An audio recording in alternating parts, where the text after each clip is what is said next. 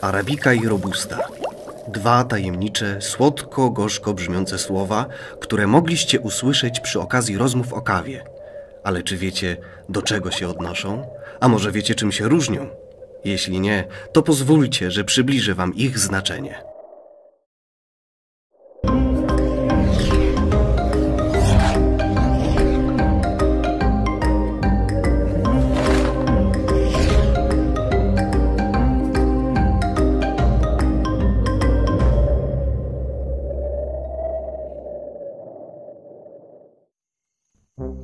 Kiedy mówimy o kawie, często odnosimy się do owocu jednego gatunku drzewa kawowego, zwanego Coffea arabica, a potocznie arabiką.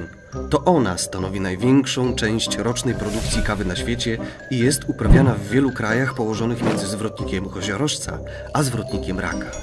Jednakże arabika to nie jedyny znany gatunek kawy. Dotychczas zidentyfikowano ich ponad 120, ale tylko jeszcze jeden uprawiany jest w porównywalnych do niej ilościach. To Coffea canephora, popularnie zwana robustą. Jej odkrycia dokonano w belgijskiej kolonii Konga pod koniec XIX wieku. Arabika znana była ludzkości już od ponad 1000 lat.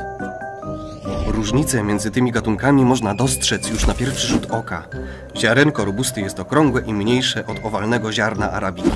Robusta jest zdatna do uprawy na niższych wysokościach, przy wyższych temperaturach oraz większej odporności na choroby niżeli arabika, co powoduje, że potencjał komercyjny tego gatunku jest oczywisty. Niższe koszty oraz wspomniane atrybuty nieustannie zachęcają do produkcji robusty na wielką skalę. Łatwość uprawy tego gatunku jest spowodowana głównie wysoką zawartością kofeiny, która uchodzi za naturalny pestycyd. Posiada ona jej od 2 do 4 razy więcej niż arabika. Obecność kofeiny w ziarnach nie pozostaje jednak obojętna na walory smakowe kawy.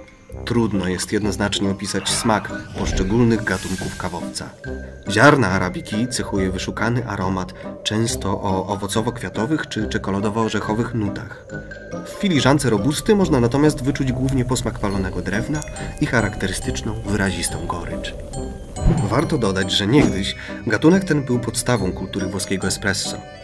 Dziś zdecydowanie większa część produkcji robusty na świecie trafia do wielkich zakładów produkcyjnych, w których zostaje przetworzona na wciąż popularną kawę rozpuszczalną. Dla producentów tychże kaw podstawowym kryterium zakupu surowca jest jego cena. Smak nie odgrywa tutaj roli. Z kolei globalny popyt na szybką kawę rozpuszczalną doprowadził do sytuacji, w której robusta stanowi około 40% światowej produkcji kawy.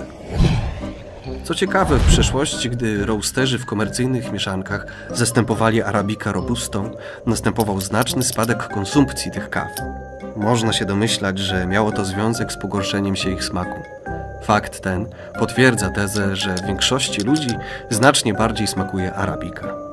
W naszej palarni znajdziecie wiele kaw z gatunku arabika, które pozwolą wam poczuć satysfakcjonującą różnicę.